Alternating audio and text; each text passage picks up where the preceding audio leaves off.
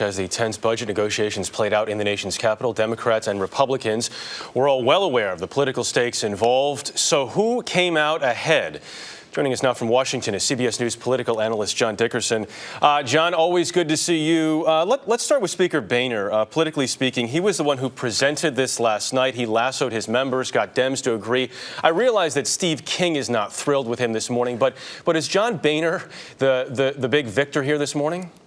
He's the big victor, indeed. And Congressman King's not happy, but the number of people unhappy with Congressman Boehner, with the Speaker, is small. And also, listen to what the Congressman said. He said he had different priorities. Well, the priorities that Speaker Boehner had are the priorities you have to have when you're trying to get your members together, get something that can actually pass, and negotiate with the other with the other House of Congress and with the White House. Republicans are often saying, look, we only control just the House of Representatives. There are these other two big forces in Washington. Given that there are those two other big forces, John Boehner got a lot of spending reductions that Republicans wanted, moved Democrats much closer to where the Republican position was. So it was a big night for him.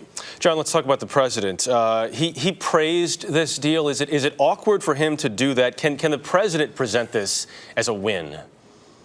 It is rather awkward for him. He earlier in the week when he gave a news conference, he seemed irritated that he had to get involved at all in this sort of bickering between the two houses of Congress. He got involved. He was certainly pressuring Speaker Boehner at various points. But if we compare this to the deal that the president struck at the end of last year on the Bush tax cuts, he was able to say, look, Republicans got what they wanted in the tax cuts, and we got other things for lower income Americans and things that progressives and liberals would like. In this case, what he got was just that the deal wasn't as bad as they thought it was going to be. There aren't a lot of things in here that the president can say, I won these things. He can only say, I kept these bad things from happening. John, the Tea Party continues to flex its muscle. Moving ahead here now, same influence as before, more or less?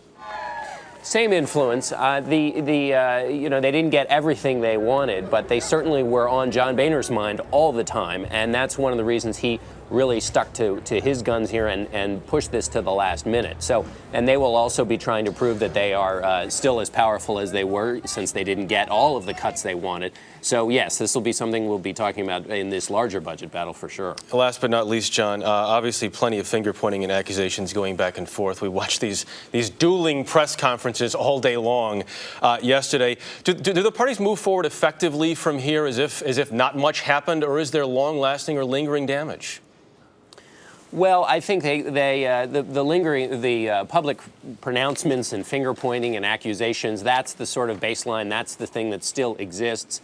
And so that is what we'll go back to now on this bigger fight about the large budget. We've been fighting now only about a tiny sliver of it from last year's business. Now we have a question about the entire priorities of government, what its role is, and these very, very hot button issues like entitlements and how we take care of the poor. I mean, every issue that is involved in government.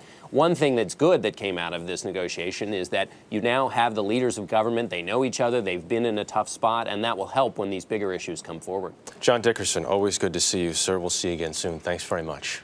Thanks, Jeff.